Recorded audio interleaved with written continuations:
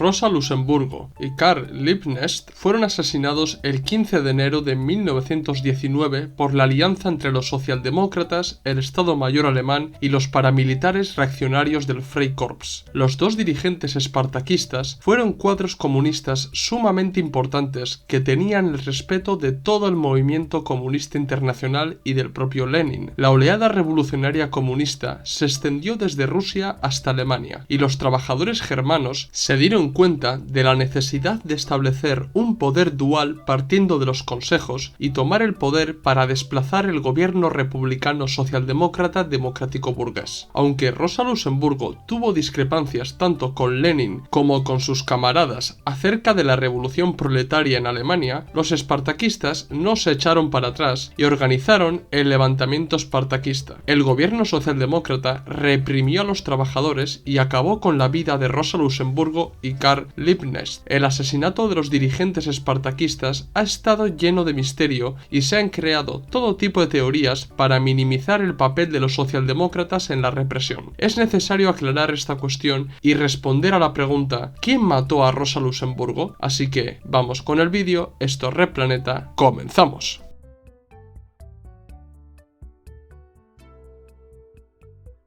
Es imposible hablar del movimiento obrero o comunista en Alemania y no hablar de Rosa Luxemburgo, ya que su nombre está ligado no solo al comunismo en Alemania, sino al marxismo de principios del siglo XX. Formó parte del Partido Socialdemócrata del Reino de Polonia, del Partido Socialdemócrata Alemán, de la Liga Espartaquista, del Partido Comunista de Alemania y de la Segunda Internacional. Combatió férreamente las manifestaciones revisionistas y reformistas de la Segunda Internacional e incluso debatió en más de una ocasión con Lenin. La importancia de esta militante y teórica marxista es trascendental e incluso ciertos comunistas siguen su línea de pensamiento, que es el luxemburguismo. Debido a su importancia, no es de extrañar que cuando estalló la oleada revolucionaria en Alemania fuera liquidada. Su asesinato ha sido tergiversado en muchas ocasiones y han surgido tres teorías. 1. Rosa Luxemburgo se suicidó para no ser capturada por los militares alemanes leales al gobierno y por los Freikorps. 2. Rosa Luxemburgo fue linchada por los trabajadores y su cuerpo fue arrojado al Landwehrkanal de Berlín. 3. Rosa Luxemburgo fue capturada por los militares, ejecutada y arrojada al canal que os acabo de mencionar. Todas estas versiones responden a una intencionalidad, pero para analizar este trágico suceso se debe ser objetivo, y después de 104 años tenemos la información y los testimonios necesarios para reconstruir lo que pasó aquel 15 de enero de 1919. Ahora bien, para entender por qué se llegó a la situación de organizar un levantamiento obrero orientado a dar el poder político a los consejos, se debe entender lo que pasó en Alemania entre noviembre de 1918 a enero de 1919. Vamos allá. Recordad que en 1918 aún continuaba la Primera Guerra Mundial y que los bolcheviques ya habían tomado el poder en Rusia y se encontraban defendiendo el poder soviético de la reacción blanca apoyada por el imperialismo. Para finales de 1918, Alemania estaba perdiendo la guerra y la guerra civil rusa, promovida por los países imperialistas que participaban en la Primera Guerra Mundial,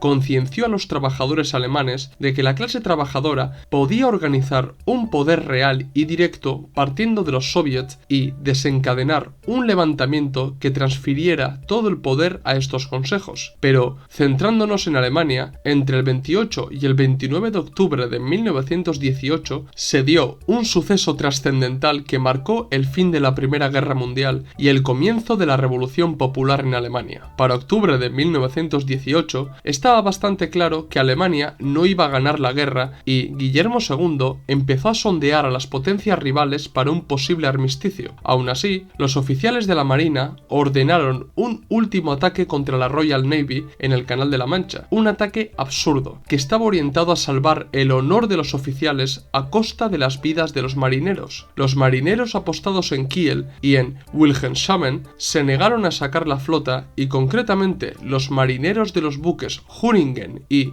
Helgoland se amotinaron y arrestaron a sus oficiales. Los soldados que se encontraban en tierra desobedecieron la orden de detener a los marineros rebeldes. Para el 4 de noviembre, los obreros de los astilleros artilleros, los soldados y los marineros se organizaron y crearon un consejo de obreros y de soldados, y tomaron el control de Kiel, convirtiendo la ciudad en una república soviética. La noticia de que los marineros de Kiel se habían negado a participar en una última batalla naval y que se organizaron en un soviet tomando el control de la ciudad se extendió rápidamente por todo el país, y los comunistas y los socialdemócratas independientes trabajaron dentro de los consejos para preparar a los obreros ante una posible revolución proletaria. Al calor de la sublevación de los marineros de Kiel, distintos consejos germanos se erigieron durante un tiempo como el verdadero poder en el país y se proclamaron distintas repúblicas soviéticas en Alemania, como en Baviera, Sajonia, Bremen o en Alsacia y Lorena, pero en este vídeo me voy a centrar en Berlín y lo que ocurrió en la capital alemana. Dentro de los consejos había todo tipo de militantes socialdemócratas, socialdemócratas independientes, comunistas, y el Partido Socialdemócrata entendió que los consejos podían ser una buena plataforma popular para la creación de una república alemana. A su vez, recelaban de los consejos porque tenían la mirada puesta en lo que había pasado en Rusia, de modo que estaban preparados para que la revolución no se convirtiera en una verdadera revolución socialista que desembocara en la creación de una república soviética alemana. Así pues, los socialdemócratas liderados por Friedrich Ebert se marcaron el objetivo de forzar la abdicación de Guillermo II para evitar la revolución socialista. Llegó el 8 de noviembre, un día clave en la historia reciente de Alemania, y ese día varios consejistas e incluso militantes destacados del Partido Socialdemócrata Independiente de Alemania como Ernst Daumig exigieron el levantamiento armado de la clase trabajadora. Ese mismo día, Rosa Luxemburgo salió de la cárcel de Breslavia y estaba dispuesta a participar en la reorganización de la Liga Espartaquista. Durante ese día, toda la plana mayor del Estado alemán y la clase trabajadora eran conscientes de la inminente abdicación de Guillermo II, pero decidieron materializarla al día siguiente. El 9 de noviembre, los espartaquistas y distintos grupos revolucionarios que participaban en los consejos y las asambleas llamaron a la huelga general en Berlín. La capital se llenó de manifestaciones y se ocuparon distintas instituciones y oficinas públicas. Los militares que habían sido movilizados a Berlín se negaron a disparar contra los manifestantes. Ante esta situación, el Partido Socialdemócrata, que se había mostrado en contra de la huelga, decidió ponerse a la cabeza para redirigirlo a su objetivo principal, que era la abdicación de Guillermo II. Y así fue. El entonces canciller del Imperio Alemán, Max von Baden, sin todavía recibir la respuesta de Guillermo II, declaró que había abdicado y entregó su puesto al socialdemócrata Ebert. La abdicación del emperador permitía a los consejos agrandar su poder y comenzar una revolución para convertirlos en el verdadero poder de Alemania. Los socialdemócratas eran conscientes de esto, por lo que a las 2 de la tarde, el socialdemócrata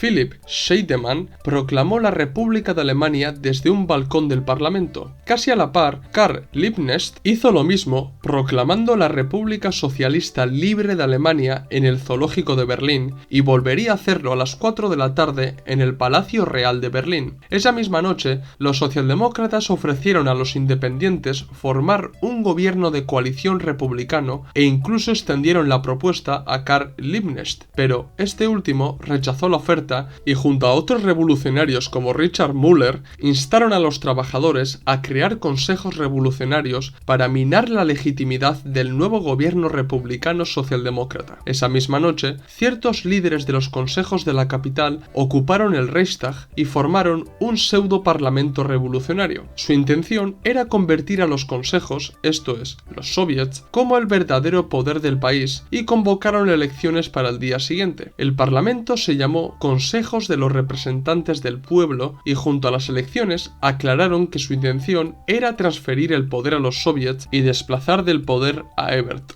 Para el 10 de noviembre se había creado una extraña situación en Berlín. La abdicación de Guillermo II se realizó sin que estuviera contestado definitivamente a Max von Baden. Hubo 2 proclamaciones en un solo día, y las 2 fueron más simbólicas que otra cosa, y junto al gobierno socialdemócrata se había creado el Consejo de Representantes del Pueblo. Alemania se estaba conduciendo a una especie de guerra civil que en el fondo no era otra cosa que una verdadera lucha de clases. Gobiernos gobierno democrático burgués y republicano contra los consejos y el poder soviético, socialdemócratas contra comunistas, en definitiva, burguesía contra proletariado. Ante la dualidad de poderes que se había creado en Alemania, Ebert rápidamente instó a sus mejores cuadros a participar en los consejos y ganarse la aprobación de ellos para que los líderes de los consejos fueran socialdemócratas. Los trabajadores y soldados de los consejos eligieron a los representantes socialdemócratas e independientes y Liebknecht advirtió de la contrarrevolución que se estaba gestando desde los aparatos del Estado y no se equivocaba, porque Ebert simplemente se había puesto a la cabeza de los consejos para frenar la revolución. ¿Dónde estaba Luxemburgo en esos días? Durante esos días, ella estaba de camino a Berlín y tuvo varios contratiempos, pero a las 10 de la noche llegó a la capital y se reunió con varios destacados comunistas como Karl Liebknecht, Paul Levi y Ernst Mayr para analizar la compleja situación que se vivía en Alemania y trazar una estrategia revolucionaria. Lo que ignoraban la mayoría de los consejistas y espartaquistas es que Ebert había contactado con el teniente general Wilhelm Groener y pactaron que el ejército alemán apoyaría a Ebert si éste se mostraba en contra de los consejos y se mantendría firme ante cualquier intento revolucionario que pudiera producirse. Pero es que no solo el pacto Ebert-Groener ayudó a neutralizar parcialmente la revolución, sino que el pacto secreto Stines-Lehien también lo hizo. El líder sindicalista Karl Lehien se reunió con grandes empresarios del país como Hugo Stines y llegaron al siguiente acuerdo. Los sindicatos no apoyarían las huelgas violentas, abogarían por un orden en la vida laboral, quitarían paulatinamente su apoyo a los consejos y se opondrían a la socialización de los medios de producción. A cambio, los patronos harían las siguientes concesiones: jornada laboral de 8 horas, aumento de salario y la creación de una corte de arbitraje para mediar en los conflictos laborales. Estos dos acuerdos condenaron la revolución desde su inicio. El 11 de noviembre de 1918, varios representantes del nuevo gobierno socialdemócrata se reunieron con representantes de la Triple Entente para firmar el armisticio y poner fin a la Primera Guerra Mundial. Esa misma noche, los espartaquistas se reunieron en el Hotel Excelsior y esta vez legalmente. Si bien es cierto que la Liga Espartaquista surgió en 1914 a consecuencia de la negativa del sector más izquierdista y comunista del Partido Socialdemócrata Alemán de votar a favor de los créditos de guerra, el 11 de noviembre de 1918 la Liga Espartaquista echó a andar legalmente. Rosa Luxemburgo propuso seguir bajo el marco organizativo del Partido Socialdemócrata Independiente y trabajar dentro de él para hacerse con el control del aparato partidista y junto a Liebknecht se hizo cargo del periódico comunista Bandera Roja. En aquellos días de noviembre, los consejos cogieron mucha fuerza en Berlín y en toda Alemania, pero esto en realidad era una farsa por dos razones. 1. Los socialdemócratas tenían una poderosa influencia y estaban frenando la revolución desde el interior. 2. El poder no se transfirió a los consejos como en Rusia, al contrario, aunque de jure se comentó que los consejos habían reemplazado al Estado, el Consejo de Representantes del Pueblo funcionaba de la misma manera que el antiguo aparato estatal del Imperio Alemán. En él se mantuvieron la mayoría de los antiguos funcionarios e incluso el ejército era fiel al Consejo. El 12 de noviembre se intentó llegar a una especie de normalización con el anuncio del primer programa de gobierno que recogía la amnistía para los presos políticos, levantamiento del estado de sitio, derecho a voto para las mujeres y para los mayores de 20 años, libertad de asociación y de prensa, jornada laboral de 8 horas y ayuda para los desempleados. Se prometió la nacionalización de ciertas industrias e incluso la socialización de alguna de ellas. Pero tengo que decir que esto último nunca se cumplió. Mientras tanto, los espartaquistas intentaron ganarse a los consejistas y demás revolucionarios, y Rosa Luxemburgo se puso a planear la agitación y propaganda con el objetivo de crear una revista llamada La Internacional y distintas secciones de la Liga orientada a agitar a los más jóvenes, a las mujeres y a los soldados. A su vez, los Los espartaquistas insistieron que una verdadera república socialista en Alemania no podría ser posible sin desplazar de los consejos a los socialdemócratas, sin reorganizar el poder soviético, sin la creación de distintos consejos que abarquen a intelectuales, a miembros populares de la Iglesia que se mostraron a favor de los consejos y sin socializar la producción partiendo de cooperativas de trabajadores. Rosa Luxemburgo, en su primer artículo para el periódico Bandera Roja, insistió que se había logrado el comienzo de la revolución, pero que había que marchar por la continuación y la superación de los límites que se habían manifestado en los primeros días de la revolución. A consecuencia de la publicación de este y más artículos, los socialdemócratas comenzaron una campaña de difamación contra la Liga Espartaquista, acusándoles de querer acabar con todo lo que se había conseguido y de querer sembrar el caos en Berlín. La única intención de los socialdemócratas era desacreditar a los espartaquistas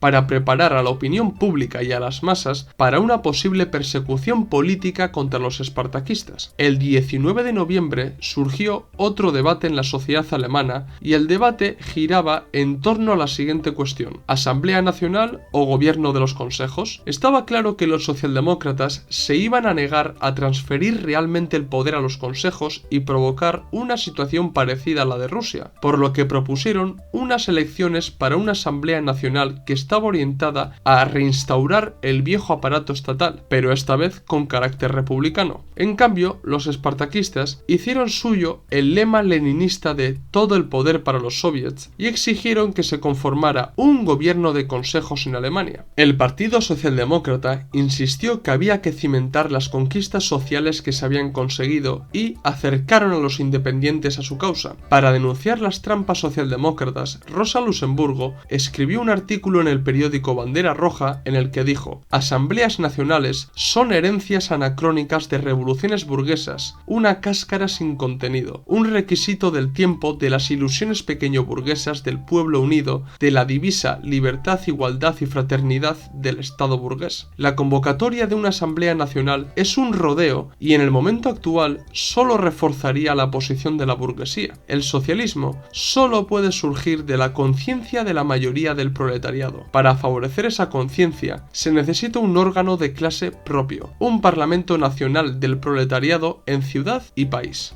Con el paso de los días, Ebert fue limitando el poder de los consejos y no escondía su apoyo al antiguo aparato burocrático del Estado imperial, por lo que los consejistas y los trabajadores fueron dándose cuenta del papel de zapa contrarrevolucionaria que estaban desempeñando los socialdemócratas. Los sectores revolucionarios de los consejos alemanes estaban de acuerdo que el parlamentarismo burgués alemán estaba en la bancarrota y que pronto caería. Sin embargo, Rosa Luxemburgo advirtió que la burguesía se resistiría a dejar el poder y que impondrían la anarquía en toda Alemania para echar la culpa al proletariado y constar de la justificación material para reprimir e instaurar la dictadura clasista del capital. Podemos ver aquí que Rosa Luxemburgo vagamente se anticipó al fenómeno del fascismo y lo ligó a la reacción de la burguesía y a su dictadura más violenta. Ante las acciones de Ebert, la clase trabajadora protagonizó varias huelgas económicas y políticas para presionar a los consejos y que tomaran el poder, y estas manifestaciones dieron la razón a Luxemburgo cuando dijo que, pese a darse la revolución, la clase trabajadora aún no ha recibido los frutos de esta. El 29 de noviembre, los socialdemócratas siguieron a lo suyo y convencieron al Consejo de Representantes del Pueblo de aprobar una ley electoral para la Asamblea Nacional que se celebraría el 16 de febrero de 1919. Mientras tanto, Rosa Luxemburgo instó al Partido Socialdemócrata Independiente a que celebrara un congreso extraordinario para fijar una línea política y estratégica clara, porque hasta entonces no habían hecho otra cosa que dar piruetas políticas. Llegó diciembre de 1918 y este mes estaba marcado por la celebración del Congreso de los Consejos de toda Alemania. En los primeros días del mes, los espartaquistas multiplicaron sus actividades y dieron más conferencias que nunca. En respuesta, los elementos más más reaccionarios de la sociedad alemana crearon la Liga Antibolchevique con el financiamiento del Deutsche Bank e incitaron a asesinar a los líderes espartaquistas. El 6 de diciembre, los sectores más reaccionarios, apoyados por la burguesía alemana, marcharon al edificio de la Cancillería para exigir a Ebert la celebración inmediata de la Asamblea Nacional para restaurar el viejo poder estatal en Alemania. Aunque Ebert estaba de acuerdo con las exigencias de estos elementos, debía guardar las apariencias y aseguró que él no podía tomar la decisión sin el Consejo de Representantes del Pueblo. Ante esta respuesta, algunos soldados no revolucionarios detuvieron al comité ejecutivo de los consejos. Los sectores izquierdistas se manifestaron ante este intento de golpe de Estado y los guardias leales al gobierno socialdemócrata dispararon contra los manifestantes, matando a Willy Budich, líder del Comité de Soldados Rojos. Acto seguido, Ebert ordenó asaltar la redacción del periódico Bandera Roja porque creía que este periódico había instigado la manifestación. De cara a la celebración del Congreso de los Consejos de toda Alemania, el gobierno socialdemócrata movió sus fichas para crear un clima político y social que jugara a su favor. Echaron la culpa de las manifestaciones y del desorden a los espartaquistas, y los soldados leales al gobierno registraron la sede de la Liga Espartaquista. Durante esos días, regresaron a Berlín contingentes de tropas militares que estaban en el frente con la intención de actuar en la capital si la revolución estallaba, y negaron la entrada a ciertos bolcheviques como Bukharin o Karl Radek que viajarían a Berlín para participar en el Congreso. Durante esos días, Rosa Luxemburgo escribió un artículo titulado ¿Qué quiere la Liga Espartaquista?, para explicar a las masas de las verdaderas intenciones de los espartaquistas y desmentir las calumnias socialdemócratas. En él, Luxemburgo aclaró que se debía trabajar dentro del Partido Socialdemócrata Independiente para ganarse a sus militantes, exigía la total reestructuración del Estado, aclaró que se debía cambiar toda la base económica de Alemania, pero que esto solo podría conseguirse desde la independencia de clase del proletariado y partiendo de la propia acción de las masas, y no por obra de un partido o mediante decretos. Un día antes de la celebración del Congreso, Rosa Luxemburgo escribió otro artículo en el que advirtió sobre las acciones contrarrevolucionarias de los socialdemócratas y criticó a los delegados del Consejo de Representantes del Pueblo por haber permitido o permanecido impasibles ante el control total de los socialdemócratas de los medios de comunicación, de la policía y del ejército. También criticó a los independientes en su propio Congreso Extraordinario por aprobar la propuesta para preparar el partido para una Asamblea Nacional y no trabajar por dar todo el poder a los consejos. Del 16 al 19 de diciembre de 1918 se celebró el Congreso de los Consejos de toda Alemania y fue un punto clave para la revolución en Alemania. En dicho congreso se debatiría el futuro de todo el país y solamente había dos opciones. 1. La victoria de la Asamblea Nacional apoyada por los socialdemócratas y la institucionalización del movimiento popular surgido en noviembre. 2. Que la base consejista se convirtiera en una pieza fundamental del país y continuar con la revolución. Cabe destacar que en dicho congreso los socialdemócratas eran mayoría con 296 delegados y en el congreso ni siquiera se permitió que Rosa Luxemburgo y Karl Liebknecht tuvieran voz y voto. Resumiendo, el congreso dejó de lado el gobierno de los consejos defendido por los espartaquistas y apostaron por la celebración de elecciones para una asamblea nacional. Se acordó la democratización de los militares para que el comité ejecutivo controle a los militares y los soldados pueden elegir a sus oficiales. Aunque los socialdemócratas se salieron con la suya, la resolución de democratización de los militares no gustó a los oficiales del ejército como a Hindenburg y declaró que eso solo podía ser votado en la Asamblea Nacional y que los militares seguirían las órdenes de Ebert. Rosa Luxemburgo hizo un balance del Congreso y concluyó que era una clara victoria para Ebert, por ende, para la contrarrevolución, y aseguró que el Consejo de los Representantes del Pueblo se había suicidado al apoyar las propuestas socialdemócratas. La Liga Espartaquista entró en un periodo de reflexión y Rosa Luxemburgo analizó la nueva situación y concluyó que era necesario usar la tribuna parlamentaria que les ofrecería la Asamblea Nacional para bregar hacia el avance de la revolución. A su vez, el 21 de diciembre se celebraron los entierros por las víctimas del 6 de diciembre y los espartaquistas enseñaron músculo organizando entre 15.000 a 30.000 ciudadanos. El 24 de diciembre se dio lo que se conoce como la Navidad Sangrienta. Un día antes, el gobierno exigió a la División Popular de los Marineros que salieran del Palacio Real de Berlín, que se integraran en el ejército y que disminuyeran sus tropas a la mitad. Los marineros respondieron tomando la Cancillería del Reich, cortando las líneas telefónicas, arrestando a los principales delegados del Consejo de Representantes del Pueblo, pero no tomaron el poder, simplemente exigieron la existencia de su división y la subida del salario. Al día siguiente, las tropas fieles al gobierno atacaron a los marineros rebeldes, pero estos resistieron y distintos grupos revolucionarios se les unieron para derrotar a las tropas del gobierno. Este hecho dejó claro que Ebert no controlaba la situación militar en Berlín, pero también demostró que los marineros luchaban como quien dice por libre y que no eran espartaquistas, porque rechazaron la misión de tomar el poder y derrocar el gobierno. A consecuencia de este hecho, los socialdemócratas independientes retiraron su apoyo a Ebert dejándole solo, pero esto no era malo para él, porque a partir de ahí tenía las manos sueltas para liquidar la revolución. Al día siguiente se celebraron las manifestaciones en contra de Ebert convocadas por los marineros rebeldes, los socialdemócratas independientes y los espartaquistas, que acabó con la ocupación de la redacción del periódico socialdemócrata Vorwärts. Pero esto no fue más allá, porque vieron que las condiciones aún no estaban maduras para organizar la revolución. La Navidad Sangrienta y la respuesta dada por socialdemócratas independientes y los espartaquistas provocó que el gobierno socialdemócrata se desenmascarase ante el pueblo trabajador, acordando reprimir cualquier conato de revolución con el uso de las armas si era necesario. Y para ello, Anton Fischer fue nombrado comandante de Berlín. La salida de los socialdemócratas independientes del Consejo de los Representantes del Pueblo hizo que los socialdemócratas concentraran el poder y empezaron a llamar a su gobierno provisional, dejando entrever que ya estaban decididos a dejar atrás la revolución y pretendían marchar por la senda de la democracia burguesa parlamentarista. A su vez, las diferencias entre los independientes y los espartaquistas se agravaron y valoraron la creación de un nuevo partido revolucionario comunista. El 30 de diciembre, los espartaquistas iniciaron un proceso para constituir el Partido Comunista de Alemania. En el Congreso Fundacional participaron los espartaquistas, los comunistas internacionales alemanes y ciertos sectores de la clase trabajadora que habían participado en los consejos locales y en asambleas y que estaban descontentos con la socialdemocracia alemana. El debate más importante que se dio en el Congreso fue sobre el qué hacer de cara a la celebración de elecciones para la Asamblea Nacional. Rosa Luxemburgo apostó por la participación de los comunistas tanto en las elecciones como en la propia Asamblea Nacional para sentar las condiciones subjetivas para la revolución, ya que entendía que aún los comunistas se encontraban aislados. Sin embargo, el resto de camaradas apostaron por no participar en las elecciones y en lo que se dominó como parlamentarismo revolucionario y abogaron por tomar el poder directamente. Luxemburgo criticó estas posturas y dijo que los vencedores del Congreso preferían seguir aislados y acomodados en el radicalismo para rehuir de la responsabilidad de convencer y organizar a la clase trabajadora. Pese a las discrepancias internas, se fundó el Partido Comunista de Alemania, dotando a la clase trabajadora de la herramienta organizativa para tomar el poder en el país. Cabe destacar que en la creación del Partido Comunista de Alemania, Luxemburgo se alejó bastante de la concepción del partido del nuevo tipo de Lenin y al trabajo que debían desempeñar los revolucionarios profesionales de los que hablaba Lenin en su obra ¿Qué hacer? No es mi intención entrar en profundidad en el pensamiento de Rosa Luxemburgo acerca del partido, la revolución y el socialismo, porque dedicaré un vídeo al luxemburguismo. Nos acercamos al levantamiento espartaquista, pero este levantamiento comenzó a raíz de un hecho que os tengo que explicar. El 4 de enero de 1919 se cesó al jefe de policía de Berlín, Emil Eichhorn. El cese de Emil fue provocado por los líderes consejistas socialdemócratas que no podían permitir que un militante de los socialdemócratas independientes que se mostraba a favor de la causa revolucionaria fuera jefe de policía. Este acto fue criticado duramente por el Partido Socialdemócrata Independiente y por el recién creado Partido Comunista de Alemania. Aclararon que no era simplemente una destitución, sino que era el claro ejemplo de la ofensiva contrarrevolucionaria y la decisión de Ebert de ir hacia atrás, por lo que convocaron protestas y manifestaciones en la capital. El número de manifestantes sobrepasó las estimaciones de todos los partidos políticos del país, y lo que empezó como una manifestación política se convirtió en un levantamiento. La mayoría de los manifestantes se congregaron alrededor de la jefatura de policía para mostrar su apoyo a Ainscourt y se hicieron llamamientos para continuar con la revolución. Espontáneamente, los manifestantes armados tomaron la sede del periódico Voorwaarts y de otras editoriales y empezaron a controlar las calles. De esta manera, a iniciativa de los independientes, se organizó un consejo revolucionario compuesto por 33 miembros. En representación del Partido Comunista de Alemania estaban Karl Liebknecht y Wilhelm Pieck. Para el 6 de enero, el Consejo Revolucionario dejó claro su intención de derrocar el gobierno de Ebert, pero no se ponían de acuerdo sobre la estrategia y la táctica que debían adoptar para conseguirlo. Se llamó a la huelga general y a la huelga política para fusionarla y crear las condiciones idóneas para la insurrección. Entre las indecisiones del Consejo, los manifestantes armados protagonizaron las primeras batallas contra las fuerzas de seguridad y ocuparon varios puntos estratégicos de la ciudad. El levantamiento estaba en marcha y pese que todo comenzó a iniciativa de los socialdemócratas independientes, la prensa alemana no tardó en echar la culpa a los espartaquistas y llamar al levantamiento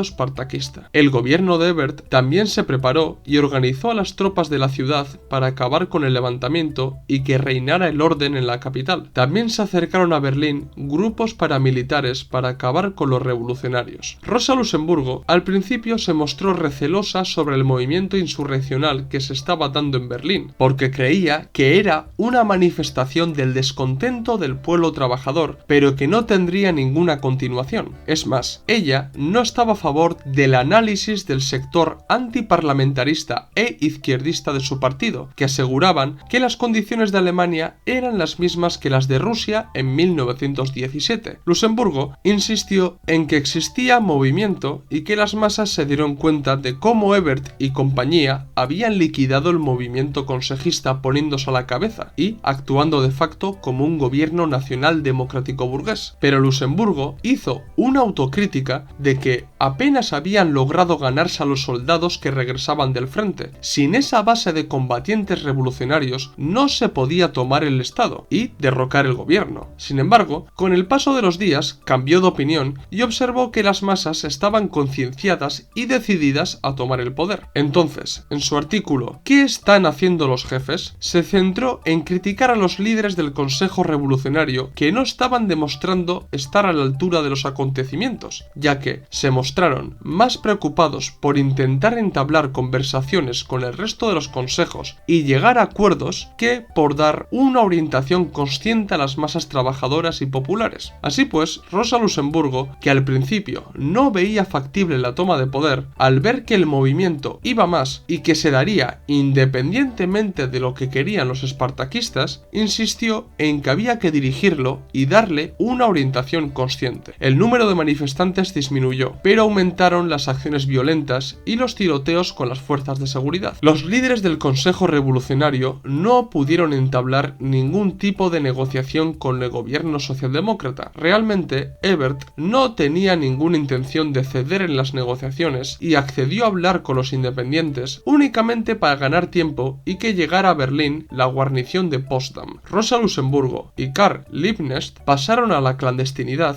al ver que los grandes empresarios industriales donaron 500 millones de marcos a la Liga Antibolchevique para formar grupos paramilitares para acabar con el levantamiento. Las tropas fueron ganando terreno en la capital, obligando a los dos líderes espartaquistas a moverse de una residencia a otra para no ser capturados y asesinados. En aquellos días, Rosa Luxemburgo escribió un contundente artículo titulado Castillo de Naipes, en el que aseguró que la lucha que se estaba librando en Alemania ya no era acerca de celebrar las elecciones para la Asamblea Nacional o no, sino que la burguesía, con el apoyo del gobierno, había lanzado a los elementos más reaccionarios a la lucha por restaurar totalmente el viejo orden. También dijo que Ebert solamente podría gobernar con el uso de la fuerza y que su gobierno sería un castillo de naipes que acabaría derrumbándose tarde o temprano. La verdad que este escrito de Luxemburgo es toda una premonición sobre lo que pasó en Alemania Alemania en los años 20. El 13 de enero, el derrotismo se apoderó del Consejo Revolucionario y declararon el fin de la huelga general. Gustav Noske, que era el encargado de acabar con el levantamiento, decretó el estado militar en Berlín y los paramilitares del Freikorps actuaron con impunidad en la capital, arrestando, golpeando y asesinando a los militantes revolucionarios. Se puso precio a la cabeza de Rosa Luxemburgo y Karl Liebknecht. Concretamente, se ofrecía 50.000 marcos por ellos. Llegó el 15 de enero de 1919, el día fatal para los dos dirigentes espartaquistas. Las tropas gubernamentales los localizaron y los arrestaron para llevarlos al Hotel Edén, que se había convertido en el cuartel provisional de los paramilitares del Freikorps. El capitán Waldemar Past se hizo cargo de ellos dos y ordenó al teniente Vogel interrogarlos brevemente, darles una paliza y trasladarlos para su fusilamiento. Rosa Luxemburgo fue golpeada violentamente, arrastrada por las escaleras del hotel. Antes de meterla en el coche, el soldado Otto Runge le golpeó brutalmente en la cabeza con la culata de su fusil y finalmente, dentro del coche, el oficial Hermann Sonkon le pegó un tiro en la sien. Una vez que fue asesinada, su cuerpo fue arrojado al Landwehrkanal de Berlín y no apareció hasta 4 meses después. Karl Liebknecht corrió la misma suerte, pero él fue fusilado horas antes en un pequeño parque de Berlín. La primera versión que dio el gobierno socialdemócrata es que Rosa Luxemburgo había sido asesinada por una turba anticomunista y arrojada al río. Sin embargo, esta versión no se sostenía por ningún lado. Nada más cometer la ejecución de los líderes espartaquistas, el fiscal militar Paul Horns encubrió a los responsables y junto con el gobierno crearon otra versión de los hechos. Después del levantamiento espartaquista, Leo Hogitches, que había sido la pareja sentimental de Rosa Luxemburgo, investigó acerca de este asesinato hasta que fue detenido y asesinado en la cárcel mientras trataba de huir. Sus investigaciones pusieron en tela de juicio la versión del gobierno de Ebert, pero no fue hasta 1962 cuando se supo la verdad sobre el asesinato de Rosa Luxemburgo. En ese año, el capitán Pabst confesó que Rosa Luxemburgo y Karl Liebknecht fueron asesinados por los grupos paramilitares y que él estuvo implicado en los asesinatos. No solo eso, proporcionó nombres de las personas que participaron en el asesinato y eran Hermann Sonkon, Kurt Vogel, Otto Runge, Heinz y Horst von Hartung, Heinrich Stieg, Ulrich von Rittgen y Rudolf Liebmann. Esto fue lo que dijo Pabst. Yo participé en aquel entonces en una reunión del Partido Comunista de Alemania durante la cual hablaron Karl Liebknecht y Rosa Luxemburgo. Me llevé la impresión de que los dos eran los líderes espirituales de la revolución y me decidí a hacer que los mataran. Por órdenes mías fueron capturados. Alguien tenía que tomar la determinación de ir más allá de la perspectiva jurídica. No me fue fácil tomar la determinación para que los dos desaparecieran. Defiendo todavía la idea de que esta decisión también es totalmente justificable desde el punto de vista teológico-moral. Todas las pruebas históricas y la cantidad de referencias bibliográficas de las que constamos hoy desmienten los relatos de que Rosa Luxemburgo fue asesinada por una turba anticomunista o que se había suicidado. Rosa Luxemburgo y Karl Liebknecht fueron asesinados por paramilitares que estaban actuando con total impunidad en Berlín y con el beneplácito del gobierno socialdemócrata de Friedrich Ebert. La socialdemocracia alemana ha intentado desmarcarse de estos hechos, pero su actuación